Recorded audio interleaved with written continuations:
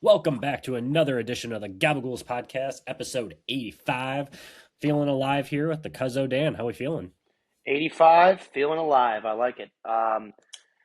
Beautiful day. Beautiful day. We had a couple days ago, it was in the 60s, if I'm not Yes, sir. mistaken. And I know we're just getting into March now, but, end of February, you hit 60, 65, you're thinking, oh, okay, give me a little bit more of this. Nope, next day, right back down into the 30s. Gotta love that. Yep. But as far as today goes, Monday, whatever the exact date is, when I don't have to work, I'm a little out of it. But loving it, loving it. Got to sleep in today. Did some notes. Been watching a little Harry Potter marathon. On after my morning hot stove baseball show. So lovely Monday today. Love that. Love that for you. Yep. Got a quick haircut this morning. Got cleaned Oh, up, obviously, for the hey, podcast. Got to look my best for the Cuzzo. But yeah, a lot to recap. Obviously, we haven't done it in 2 weeks, being sick and just other things going on, a lot to break down, but we'll keep it pretty brief today. But obviously, we have to start it off with the men's and women's U.S. hockey team. Holy crap, did they give us a show in those finals against Canada? We can start off with the women's because obviously they had more of a dominant performance the entire tournament. They gave up 2 goals the entire tournament, which was insane to watch. Just like they just piled it on. Hillary Knight had 6 goals, 4 assists, 10 points total. Obviously, she had a big power play goal in the finals to get them to go over the top to tie the game up, and then obviously in the end we won in overtime. Forgot who actually won or had the game-winning goal exactly. I'll pull that in a second, but it was an incredible overtime goal. And if you think that was good, you go back, they averaged over 4 goals per game, and they on the power play, it was about 27% of the time they converted it. now real quick, I believe this is the first time ever that the men and the women both took home the gold in hockey for us. So you can fact check me on that if you want, but I mean, you know what? I don't know about you, but I look up and after the first couple days, I'm like, wait a minute, where is the USA in this medal count? Right? We're all the Yeah. way down here. I'm like, okay, what's going on here? Then we started getting going after the first couple days. Maybe those first couple events weren't some of our strong suits, but I just real quick, who the hell had Norway getting amassing 41 medals in this winter Olympics. I asked the Faja, and he said, "Well, what the hell else do you do in Norway, right? I mean, I guess The that's what you the do." lot of not to transition back to the hockey, and we'll do it in a minute, but like Norway, yeah, they win a lot of those, like the shooting ones and like the long ski, like the cross country skiing type events. I know there's other specific names for them, but off the rip I can't tell you what they are. Yeah. And they win a lot of those, like the ski jumping ones, like the long ski jumping. A lot of those events are able to win. But yeah, it was insane to see him put that back. And it was also the woman who scored the game-winning goal is Megan Keller. It was an insane goal. It was sick. That was one of the greatest goals I've ever seen in my life. I was impressed as hell. Obviously that was huge for us to win that the day before. I remember I was at work with my buddy Austin, and we were like across the desk. We were the only ones who were streaming it on our phones, and we're looking over at each other. Like his was like a second delayed from mine, and I like got up. I'm like, and I was waiting for him, and then he finally looked up, and I'm like, oh, so like the little in sync of it was kind of funny. But then obviously the Sunday, bright and early in the morning, nothing beats that. I wish I was back in my heyday where could have gone to a bar at like 7 in the morning to go watch it, like a bunch of the other degenerates, but can't Yeah. do that anymore exactly. So obviously, Austin Matthews, 5 goals, 9 points. Jack Eichel had 3 goals, 6 assists. Quinn Hughes was just a monster out there as well. He had the go-ahead goal or the game-winning goal against Sweden, which, fun fact for you, Dan, we didn't beat Sweden since 1980. So that was the last time the U.S. won the gold. It was the last time we beat Sweden. So we're talking 60-something years, basically, in between not only gold medals for the men's, but for even beating Sweden. So to beat them in the quarterfinals was just an insane, feat inside itself, just because Sweden's so good. And, in the past, there's been a couple of years where the NHL hasn't allowed the men's NHLers to come over and compete in it, because a couple years ago, well, more than a couple, but like 10 years ago, there was a couple injuries that really plagued the NHL players. So it was like a big deal. So owners were like, I don't want this, but it's better for the game. It grows it. You see a lot of guys, like the Quinn Hughes, Definitely. Austin Matthews, like these are all going to be all household names. And then you move up to the final, obviously, Jack Hughes in overtime pulls it away. We end up, US ends up winning. So, and I don't know if you saw the picture, he had a chipped tooth, like, couldn't have been any better, but it was crazy because during that game, he ended up having a major penalty. I don't know if it led to a goal or not for sure. I think they might've killed it, but they were down. I think it was like 3 minutes left in the period, and he ended up getting that penalty. I'm like, oh shit, here we go. Like the Canadian power, like the Canadian power play. I mean, Sidney Crosby was hurt; he didn't play in this game. But for you to correlate it to baseball, it was like murder's row. It was like you're talking. It's kind of like when we go to talk about the World Baseball Classic. It's basically like correlating it to, okay, you're facing Judge, you're facing Bryce Harper, you're facing all these top players back to back to back. And, it's tough because you're down a man, obviously, when you're going against, some of these hockey players, McKinnon, McDavid, Celebrini, who was the number one overall pick last year. It was a year after Bedard got drafted number one overall. So, just to give you any sort of context with that. So going against the Canadian team is always tough. They've beaten us so many times in the past Yep. 20, 30 years. Go back to 2002, that's like, it's crazy. So 2010 was very memorable because Taves scored. A lot of Blackhawks were in that Olympics in general. But yeah, hell of an Olympics, hell of a gold medal for the hockey. Proud of both of our men's and women's teams. Women's team is always just spot on because they're so good and they're young. So we're talking 2030. It's going to be the expected that you dominate like they did this past Olympics. Yeah, and that's high expectations, right? I mean, let's face it, we're the supposed to be the biggest and baddest country, and we're expected to win a lot of these, even if maybe we don't have some of the best athletes. You got Norway winning all these. I don't even know who this JH. I don't even know how to say this. I'm sure you've seen the letters like this before. I don't know if you know who this is. JH Klebo. It's KL, and the A and the E are like together. I mean, it's more than interesting. But this guy, 6 golds for Norway, 6 golds in this Olympics. I'll tell you, that's like Michael Phelps stuff. Which they compared it. They compared him to it because I remember. That's funny you brought that up because they definitely brought that up on one of the broadcasts, like the comparison about how like they haven't seen someone medal like that since Phelps. And when you look at Phelps too, we'll have to bring him up on our. We're going to do that GOAT episode. We're just going to spend an entire episode talking across sports and eras and everything about the GOATs of sports. But you have to make that that discussion. But yeah, 6 golds is hard. 1 gold's hard. Imagine doing it there. And you had Michaela Sheffron, who does the skiing. I forgot what the exact events are, but she started when she was 18. She won a gold then, and then it took her till she was 30 to win another one like that. So it's crazy that some of these athletes can go out, come back and do it. Obviously Lindsey Vonn shattered her leg. I don't know if you saw the recap on that, but like they said if she didn't have surgery, they would have had to amputate her leg.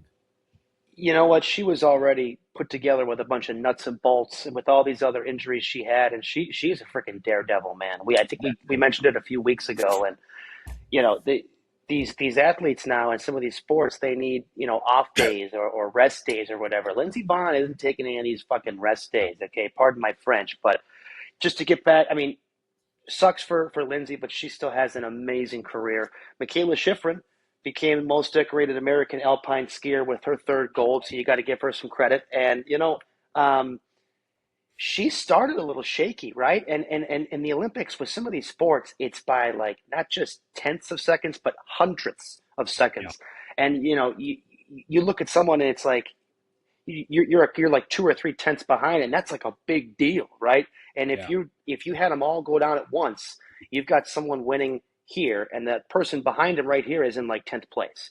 So the margin for error is incredibly small, but good for her to get back on track. I know she had a nasty wipeout the last year or two, and I think that was getting brought up a lot, especially after her first event or two. I don't think she medaled in them, so good for her to come back with that. And we got to bring up Jordan Stolz too, the local kid, the Wisconsinite, if you will.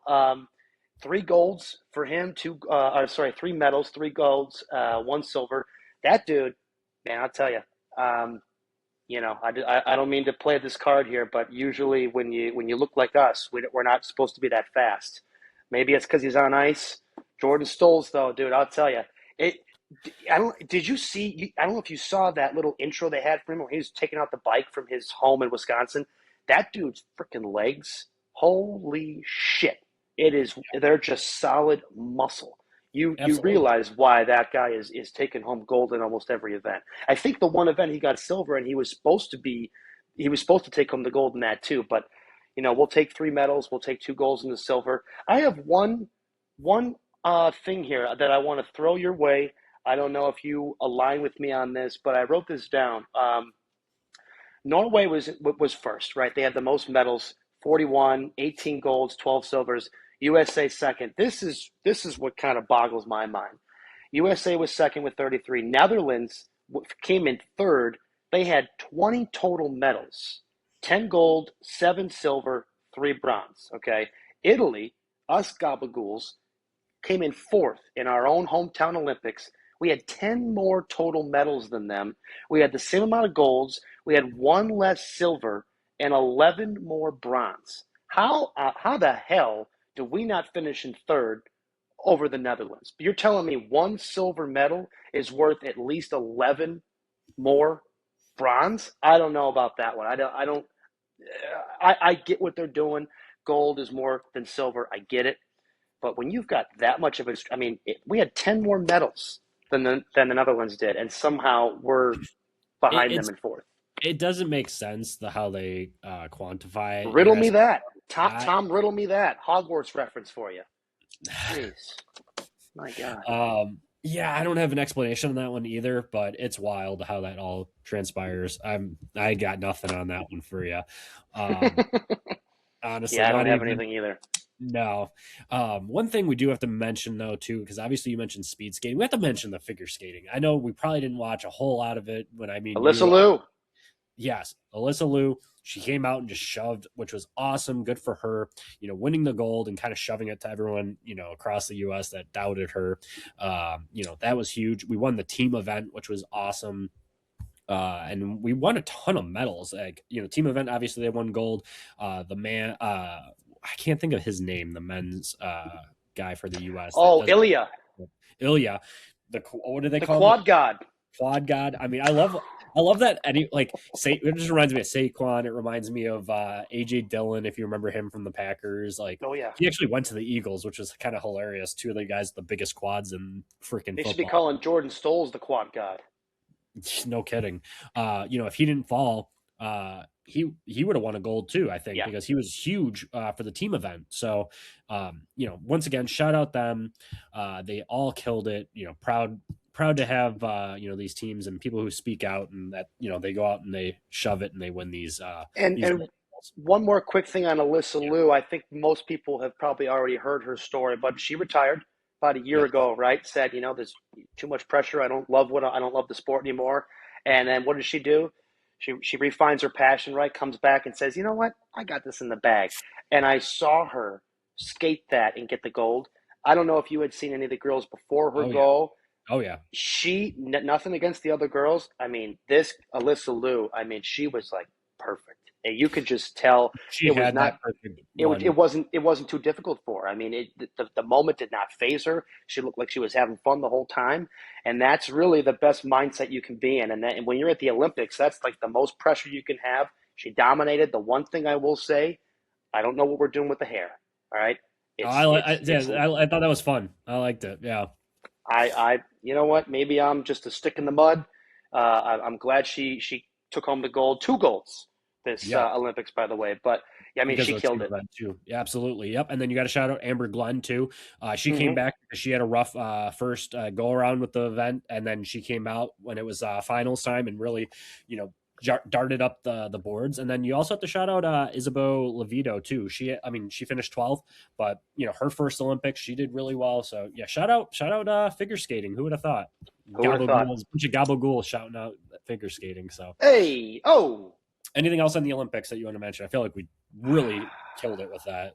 I think I've got everything I wrote down. Excellent. All right, let's jump into the combine. Obviously, that was this week. One of my favorite times of the year, honestly. You sit there and you watch the combine, and people might be like, "Oh, that's really boring. All you're doing is watching a bunch of guys in tights run as fast as they can." Yes, that is true. But that's it for us Gabagools who play fantasy football, and I don't know, some people they don't take it as deeply as I do. Obviously, like Saturday is the big day for me to watch. Obviously, Friday nights the tight ends and stuff too. But I love watching some of these not young, but running backs, these wide receivers who will go out and just blow out a 40 or, do something that makes themselves stand out, and they end up getting drafted early, and they end up being those big name players sometimes in fantasy that you just were like, hey, I remember seeing this guy run the combine or do something at the combine, and then you just kind of remember it, and then he gets drafted in the 4th round, or, he had some sort of measurable that like stood out. He might not be one of those top 5 players, but, he did enough just to make it through. So one of the big ones is Brennan Thompson out of Mississippi State. Ran the fastest 40 at the combine, which was 4.26. That's so fast. And really, he was one of those wide receivers, in my opinion, that like really needed to stand out for his draft, perspective. I'll be honest with you. I am not usually a big draft combine guy. I have really never watched it. I've seen it a few times, and just when I say I've seen it, as I'm flipping through the channels, I pop it on real quick. This is similar to me with the Olympics. You look at these times, and it's this guy ran a 4.25. Oh, what did this guy run a 4.26? He ran a 4.3. Believe me, it helps tremendously. I am not super versed in it, but it's always nice to see a guy who can, run a little bit faster than some of the other guys, or maybe someone. I like the bench, right? I know that the bench press probably is more geared towards, your offensive, defensive linemen, linebackers, kind of stuff like that. But the speed, it's fun. It's fun to see what some of these guys post. But for me, I'm just more interested in who the hell am I going to take to make my fantasy teams better, because right now, oh my goodness, Gridiron, we're getting better. We're building that. Much better. We're fine. Charbonnet just went down in my other league, so he's going to be out all next year. So don't love that. And as far as a draft pick goes in that league, I don't know if I'm even in the top 5 or 6. So I I got to really do my homework here. I wrote down a few names, some receivers, some couple running backs. Stowers, is that the tight end? Yeah, Eli Stowers. Yeah, Yes. I think he played at Vanderbilt. I think that's off the rip. I didn't really do a whole lot on the tight ends because there's so many of them that are actually pretty decent this year. Yeah. Go ahead. What do you got in Stowers? No, I was just going to say I heard that name. I heard some good things about him. I did see that Brian Thompson was, acting like the Flash. He's a pretty quick one. As far as who else you got for running back? I got you right here. So you need a running back. Mike Washington Jr. ran a 4.33. I had him on there. Of Arkansas. He also added a 1.5 10-yard split and a 39-inch vertical. The dude's an animal when it comes to like just speed and agility, just different things that you're going to see. It'll be interesting where he gets drafted. I don't have a thought yet of where he might go to correlate it to fantasy, but he's going to be a sleeper running back that you're going to want to write down for the fantasy perspective because he's just an athletic freak. And then obviously the 1-1 consensus, no questions asked. If you have that number 1 pick, you're taking Jeremiah Love out of Notre Dame. He ran a 4.36. He is a 3-down explosive back. Set it, forget it. He is elite. So that's your running backs. Tight ends, if you need a tight end, don't be afraid to take this guy at like 1.5, basically, maybe even 1.4, depending on the landing spot. But Kenyon Sadiq out of Oregon, he ran a 4.39. When you're thinking of tight ends, you're thinking, a little bit slower, big bulk. He's ripped. He's smart. He knows everyone's routes other than his own. And he's just, like I said, the dude's yoked. You Google him, dude's ripping out of his muscles right now. He's ran the fastest tight end 40 since 2003. So to be fair, that's a long time. But once again, Eli Stowers, he's also a solid option as well. There's a couple good tight ends. This class might actually be really special, so it'd be something to look at. And then obviously a couple other fast guys for receivers. Xavier Thomas ran a 4.26. There's more to it. And then obviously you have Carnell Tate. He didn't really run that great of a 40, but he's an athletic wide receiver out of Ohio State. They seem to put a ton of wide receiver ones into the NFL. So just a couple guys like that. Ohio State's going to have a really good turnout for this draft class. Lorenzo Styles Jr., he's a safety, ran a 4.27, fastest for a safety since 2003. So another little fun fact out there for you. But Did you mention Jadarian Price? I didn't mention him, but we can mention him. If I had to put him in a rookie draft, depending on where he's going to go, he might go early second, late second round. Okay. I'd be shocked if he fell into the first just because there's other team needs at the top of or in the back end of the draft. But out of Notre Dame, it was thunder and lightning. He got I don't want to say outshined because of Jeremiah Love, but Notre Dame did a good job of making sure that he was, around. So he's a solid running back. I could see him going. I did see a mock that the Bears took him. I thought that'd be interesting, but we'll see. A couple good running backs in this class as well. Okay, and then let me just throw this at you. Wide receivers. Wide receivers. Mentioned Carnell Tate out of Ohio State already. You can pretty much set it, forget it with him. My guy out of USC, Mekhi Lemon. A lot of people are saying that he had a rough interview process. Don't listen to him. He was one of the greatest greatest players at USC this year alone. Put up huge numbers, won the Belendikoff, which is the best wide receiver across the entire college football. That's obviously good for something. So Yes. he's a stud. He's kind of very much like Amon-Ra St. Brown, very same height, same weight, good hands, can get a lot of yards after catch. So you're going to probably take him 1-2. That's my 1-2 pick, depending on where he lands. I am hoping the Jets take him at 16 because obviously that'd be one. Obviously, I'm a Jets fan, so it'd be cool to see him. I could go get his jersey, but the thing about the Jets, they needed a wide receiver, and he's going to be one of the top wide receivers coming out of the class. It's between him and Tate. Jordan Tyson out of Arizona State, athletic freak. Problem is he gets hurt, but he'll be a top 3 pick for wide receivers. Like I already mentioned, Jeremiah Love running back, and then obviously just a bunch of other guys that'll be good quality. Brazil out of Tennessee ran a really fast 40. A couple other ones, but I mean, 40 times for wide receivers kind of make me laugh because you either get the Tyreek Hills, which everyone's trying to replicate, or you end up with the Henry Ruggs or what is it? What was his name? Jordan Hyatt or Giant? The one that the Giants took, Hyatt. A lot of people. Is it Jalen Hyatt? Jalen Hyatt. Yep. Thank you. You see it? He's so irrelevant to me that I forget his first name. Sorry, Jalen. Yeah. Sorry, Jalen. Nothing against you personally. Just one of those things that he run a straight line essentially, but it's hard to do that in the NFL when everyone runs a 4.4 now. So it's kind of hard to get by that. Like I said, a couple guys ran really fast 40s, but good wide receiver class. This class is going to shape out pretty good skill positions. Quarterback is a little bit different. One name I am going to drop because he did have an incredible combine is Taylor Green out of Arkansas. Arkansas's defense was horrible all year. He put up decent numbers, had a lot of turnovers just because he had to do a lot more than he probably had to. But he was just blowing the normal standard testing out of the water. The consensus 1-1 pick for quarterbacks is going to be Fernando Mendoza out of Indiana. He's going to be a Raider. Set it, forget it. After that, that's where it's kind of like a big gap. You got Mendoza, and then you got 3 or 4 guys that could slot into the second slot.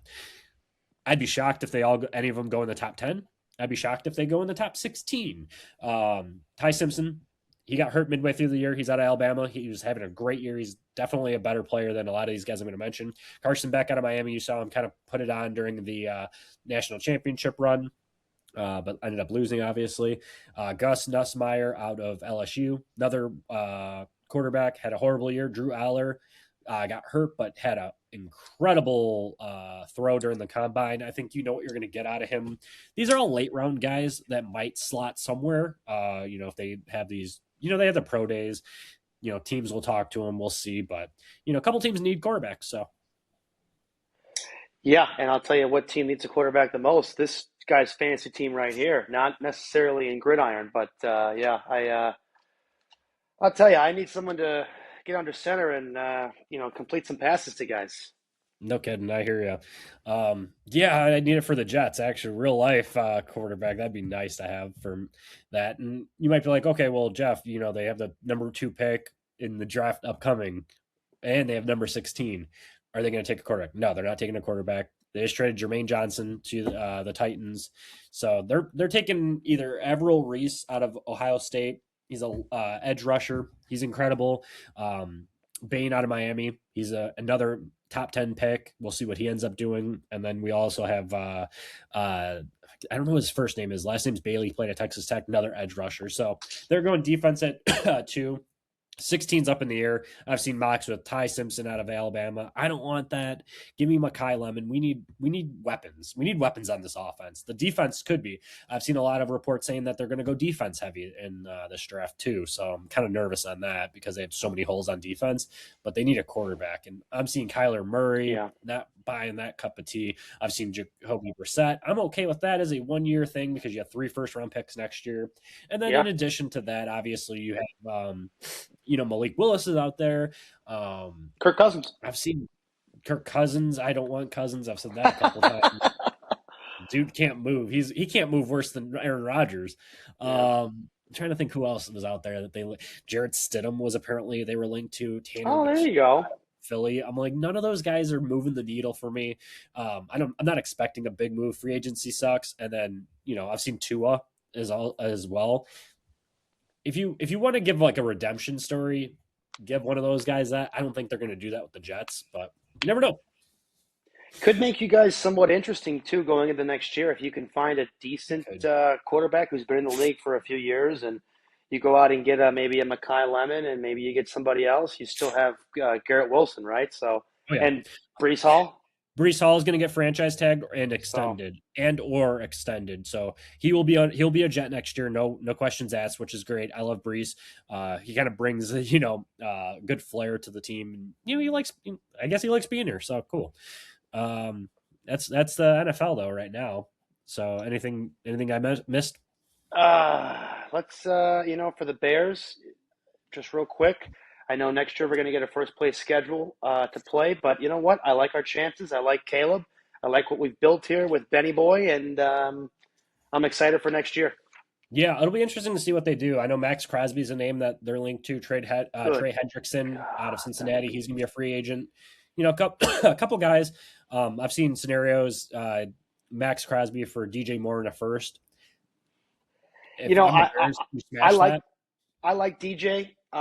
But I think people have a sour taste in their mouth from that one catch he didn't make and ended up getting picked or whatever happened there. He's getting paid a lot of money. He's getting paid a lot of money, and that's the thing is like the NFL. That's the funny thing about the NFL and kind of sports in general now is, people freak out about the 7-year, $250 million deal, right?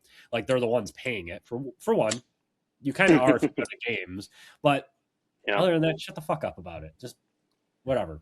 Anyway, back off my little soapbox there. Most of these guys have opt-outs after year 2. That's the thing is like, okay, they got opt-outs or team options. So most of these guys aren't going to live out the end of their contract without getting traded or, released. So look at Tua. Yeah. And you know what? If DJ is not a Bear next year, I've liked his time here. I think he's been a productive player. I think he's been good for the team. But I tell you, man, getting a guy like a Max Crosby, I mean, my mouth is I'm salivating right now. Yeah. So that would be pardon my French. This might be my second or third F-bomb. That would be fucking sick. It would be so sick because it just makes your team immediately better. You're going to need some linebackers because I know Tremaine Edmonds is getting released or whatever, potentially traded. I don't know what TJ Edwards because he had a nasty injury, I think, in the playoff game. So we'll see. We'll see what ends up happening for the Bears there. But definitely. Yeah.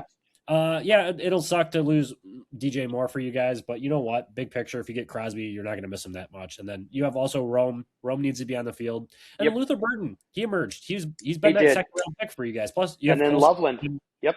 Yep, that's gonna be your number one target there. So it's gonna be very much like I don't want to say it because it's a hard comparison to make, but you're talking about Holmes Kelsey potential down the road. If they keep this trend going of him targeting him as much as he was, Yeah.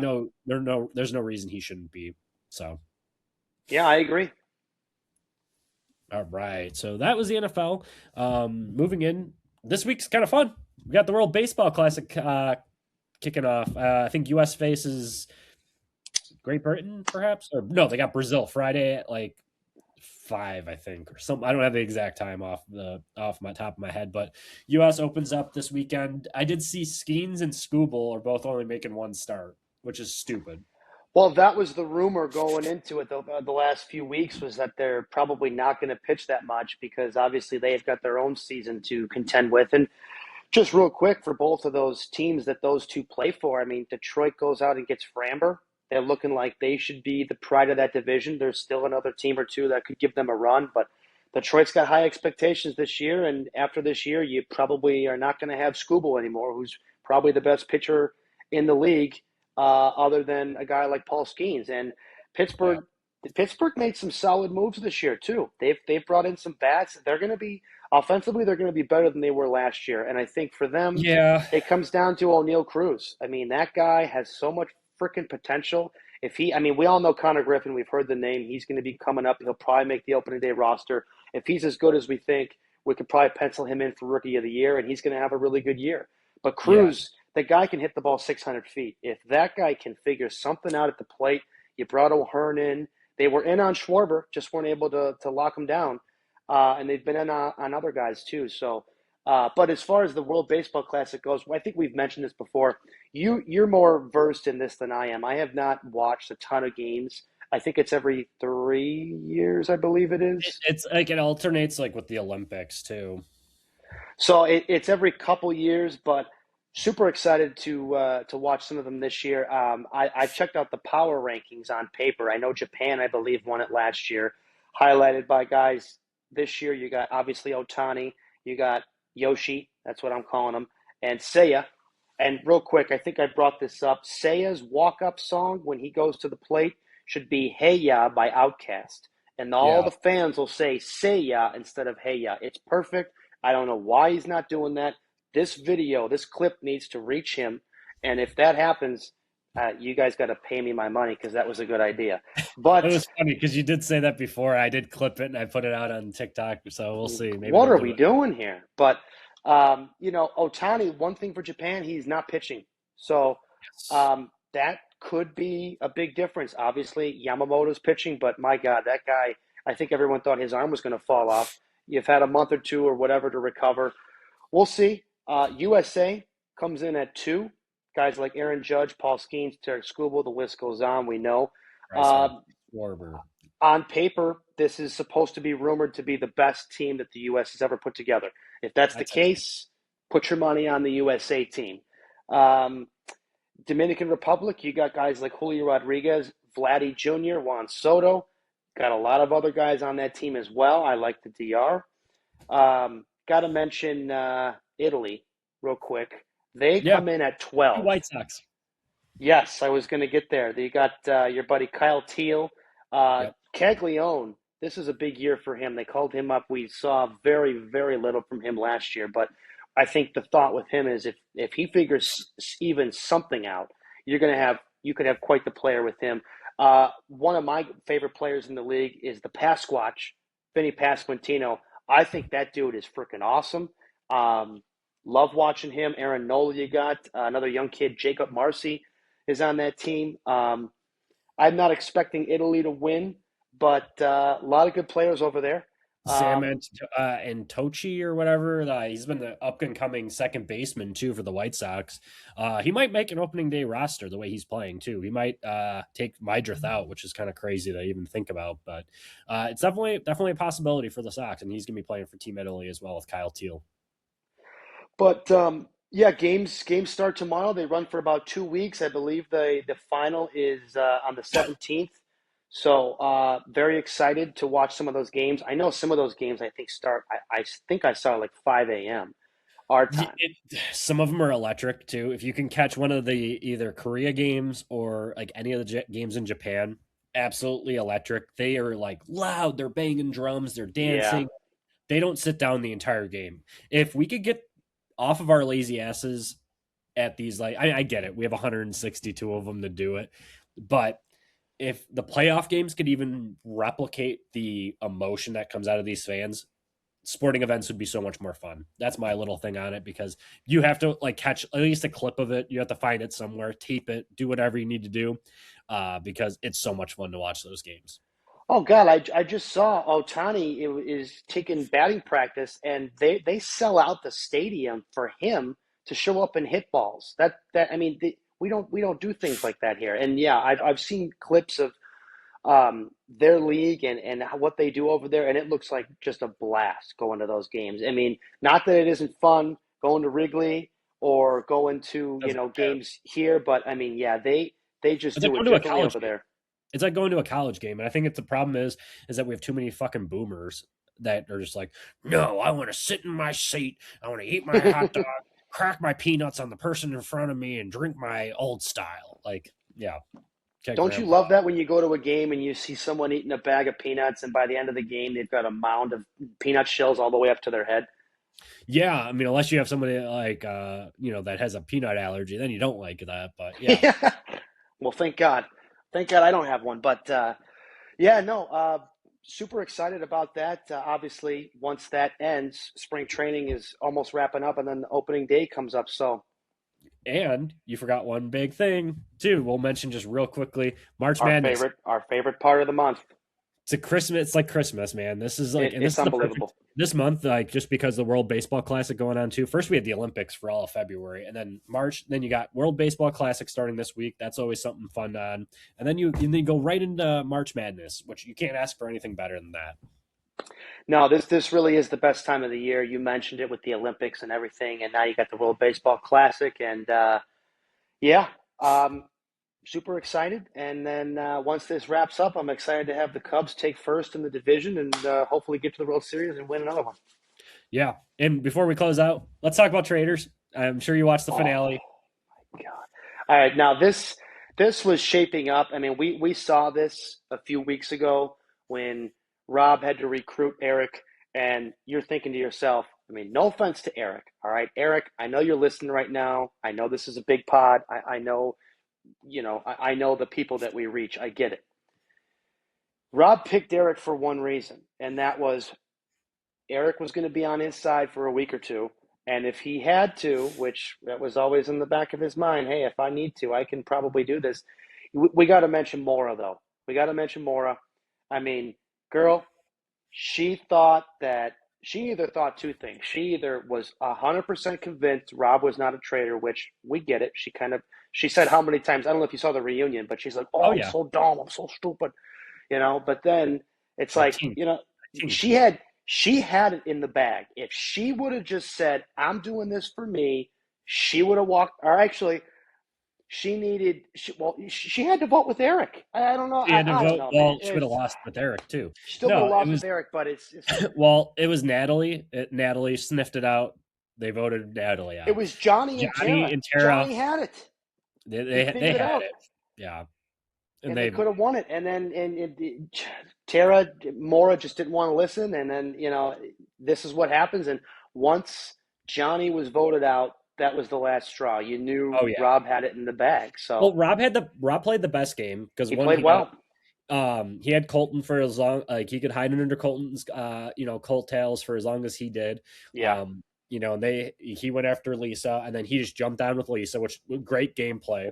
And then it was funny though because Candace got so during the reunion she was so bitter about it too, which Oh is my funny. God. Game like if you have to be cutthroat to win these games too. Uh, That and I mean, she's a housewife. You see everything that she's wearing. Candace, how much money do you have? She don't need any of the money from this show. She didn't play a bad game, but yeah, she got way too butthurt. And how about the move from Rob? I haven't seen every season of Traders. Maria and I are going to go back. We're going to watch the first 2 seasons. But Yeah, like for Rob to go after his fellow traitors, right? I mean, he went after Lisa and said, I'm getting you out of here. Lisa kind of, Lisa and Candace. After the first couple of weeks, they both kind of had some inklings like, oh, someone's thinking it could be Lisa. Then a week or two later, oh, could be Candace. And Rob just jumped on that and said, hey, man, I'm going to get all you guys out of here. And everyone in the castle was like, oh, Rob is not a traitor. He's a gorgeous, he's a beautiful man. And I'm like, I mean, does anybody have any brains here? Can anybody think for themselves? I will say this: Rob played the best game as a trader from start to finish that we've seen across 4 seasons now. I think 3 or 4 Probably. seasons. Yeah. First season was a blend of like some gamers, like Sari from Survivor, Cody from Big Brother, and just giving you some names that did that. I won't spoil it for you since you Yeah. haven't seen them. But some of those people played really good games. And then they had a lot of like just people off the street that just wanted to play a game show. They did that. What I recommend too, going and watching the UK version and the Australian version, also very good. Just the gameplay that they do. But yeah, you'll enjoy it when you go back. I won't spoil any of them for you. But he played the best game I've seen out of a trader the entire way.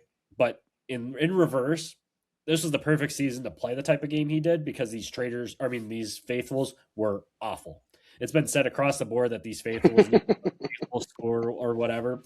They really did. They played a piss poor game the entire time, and I don't know. They just couldn't sniff anybody out. And then Rob just played he was quiet for a lot of it. And then he finally struck when he needed to. And, Candace started a war for no reason with him. Granted, I think he would have voted her out anyway because he had Mara. He played the best part of it because he had one faithful to go to the end with.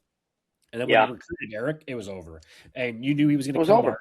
Yeah. You knew he was going to kill Mark during that too as well because, Mark was the only one that would have probably flipped it and been like, okay, I think Rob might be a traitor. So let's, shoot it down. But It's funny you mentioned Mark too, because I felt like for most of the show we did not hear a ton from him, and then towards the end, the last few weeks, he was starting to pipe up a little bit more, yeah, and then that last week, it seemed like he was, trying to be like, oh, could it be Rob? I don't know if it was him or if someone else came to him and said it might have been Johnny or Tara that came to him and said, hey, we think it's Rob, and you're right. I will say a couple of my favorite cast-offs this year, Jam Jam, he's up there.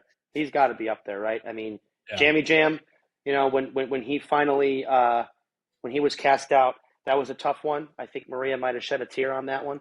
How about Michael Rappaport? Huh? Oh, I hate How, him. how about He's that guy? he's an He awful. is something. Man. He's a He's piece got of his shit. foot in his mouth every time he talks. Oh my god, dude. We're gonna go down some Barstool lore real quick.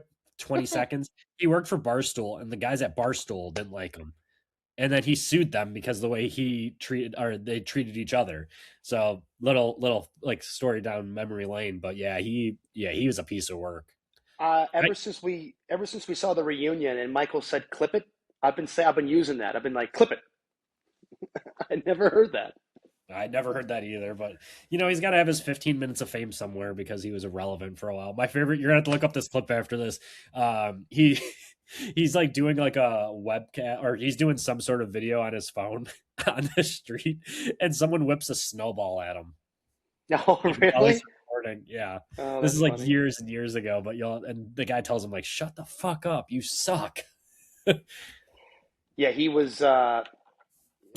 Yeah, that, I mean, all you can say is he was something. But Jam Jam, Michael, and Johnny. Johnny became one of my favorites towards the end. I'll say this. This show, they must tell you that you have to wear your most extravagant, outlandish outfits that you have. And Johnny wasn't even the most outlandish. Jam Jam had some things where I was like, wow, I mean, wow, right? Yeah, Of course, the housewives, everything that they were going to wear, you're like, okay, this is expected, right? Um, Good show though. Good show. I gotta, as much as, Maria, again, I'm learning this. This girl is always right. She you was guys like, watch? go ahead. You guys watch Survivor? Survivor is one I don't know if she's ever watched it. I used to watch Survivor way back in the day, close to Oh when yeah, it started. And now they've got like 40 or is it 50 seasons 50. now? Yeah, It's unbelievable. Have you been watching your whole time? Did you ever stop in between or no? I've stopped in between, caught up a couple episodes or a couple seasons here and there, just when I had the time because it's always on. But Survivor's one of them that because it's like once a week I could keep up with. I used to Yeah. watch Big Brother all the time too, but that's too many episodes for me to like find time to like sit and watch it. But yeah, big fan of it. Big fan of Survivor. I'm And actually Survivor got still has the main host too, right? Isn't his name Jeff Probst. something? Yeah, Jeff Probst. Yeah, he's still the guy. That's crazy. I mean, The Bachelor had to get rid of Chris. What was Yeah. his name? Harrison. I mean, that was like Oh, okay. That's he messed he up. did he kind of sunk his own grave with that, but I like Jesse anyway. Yeah, Jesse's not bad. He's not a bad replacement. At first, I'm like, It's all right, it's funny because you got him like if they're airing The Bachelor, he'll be doing that, but then college football will start, and then all of right. a sudden he's like, "What? Spider Man? Yeah, What yeah. are you talking on my TV How right the hell now?" did you get here? Yeah, so good stuff, good stuff. But yeah, Survivor's good too. I'm actually in a work pool to close out that one. You've got to shout out those. I don't know. I don't know what to call them. My nose is all stuffed up. So, but yeah, I randomly have ended up in a Survivor pool. I have one more show for you. I don't know if you guys have HBO Max. I believe Yep, that's what it's on. Have yep. you tried The Pit? I have not yet. Jeff, I am as hooked as I've ever been on a show. This is reminiscent to Peaky Blinders when I started watching back when it came out in high school. This show is so freaking good. I don't know if you're a guy that likes medical shows. I'm not usually a guy that's going to sit down and watch Grey's Anatomy or whatever the hell these other medical shows are. This show is so freaking good. You got to give it a go. It's unbelievable. Awesome. I'll have to check it out. So good. Big TV guy here. So, We both are. yep. Yeah, and you got to mix it up because I was telling somebody at work, I was talking about like just reality TV shows because I watch like Secret Lives of Mormon Wives and all that stuff, and I like reality TV shows and stuff. And I'm like, I Okay. gotta mix it up too. I can't just be sports. Got to be able to be well rounded. Just like when I was able to watch the Cubs, like I watched the Cubs on TV. It's not like because I hate the fucking team. It's not like I'm not going to watch them because guess what? I'm surrounded by Cubs fans. Got to have something to talk about. I can't go into it not knowing it. So I can't, at least when I control you guys, I know what I'm talking about. It's like Control. I don't know. this spring training. How's it going too? 2-0 against the Cubbies too. Yeah, you guys must be getting all your wins out now and then spring training. You got to save some for the regular season. Yeah, no kidding. They do have more juice though. It like not saying anything, but they You're just not like they going to look be a in little bit last. better. Yeah, they're not gonna be in last. In the whole baseball, they won't be in last. Central, they'll still probably be in last, but Twins No, are gonna get. Minnesota's terrible. Well, Pablo Lopez is out now. Did you see that? Lopez is out for I Yes, think the year. Lopez, and that hurts me in one of my leagues. So thank you, Pablo, for getting hurt. I don't even want to get into that one league. Garrett Cole, the last 2 years, I've had him pitch for about half a season. I made a trade for Rodon. He's starting the year hurt. I got Jared Jones, who's hurt, Clark Schmidt, Pablo Lopez, who's now injured for the whole year. It's basically this is the third year of this league, and I'm missing the majority of like my best pitchers. So, Yeah, yeah, I don't love that. yeah, I hear you. Well, yeah, I was gonna say I think my draft is like the 23rd for beer league. So, see what I could do out of that. Don't have a first round or first pick through 4. So, but Hmm. still have Otani, got Acuna. So we'll see what we can do, what magic we can make on the 23rd.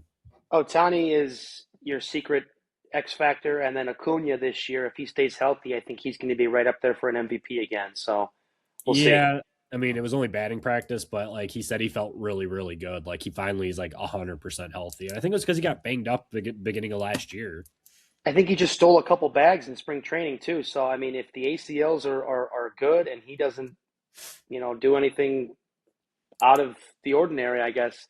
I mean, obviously, Otani is he's a shoe in for the MVP every year as long as he pitches. If he gets hurt though, and he misses a month or two, that leaves it open for anybody else to get there. You guys like Juan Soto and Acuna, and you know, uh, I I like to see other people win it. I don't want to see the Yeah, same guys win it every year. Aaron Judge too. I mean, love him. He's unfreaking believable. But let's let some other people win it. As far as the Cy Young goes, wouldn't actually mind seeing Scuba win a third in a row. Uh, but yeah. Yeah, Yeah, that's we'll get into our baseball little for you. predictions.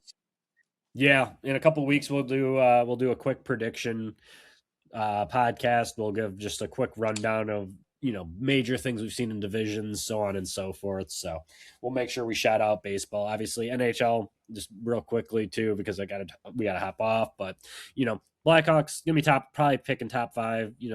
Bedard looks good. He's come out hot off the Olympic break, but I got to do more. Some of these guys just got to really start. We got to see what we have. That's the biggest problem with the Hawks right now is that you have to see what you have out of these guys. You can't just go signing these big name players and have them not perform together. So we'll see. And real quick before we go, we mentioned March Madness. It's going to be another good tournament. We're looking like we're going to have Duke and North Carolina in it again. Oh yeah.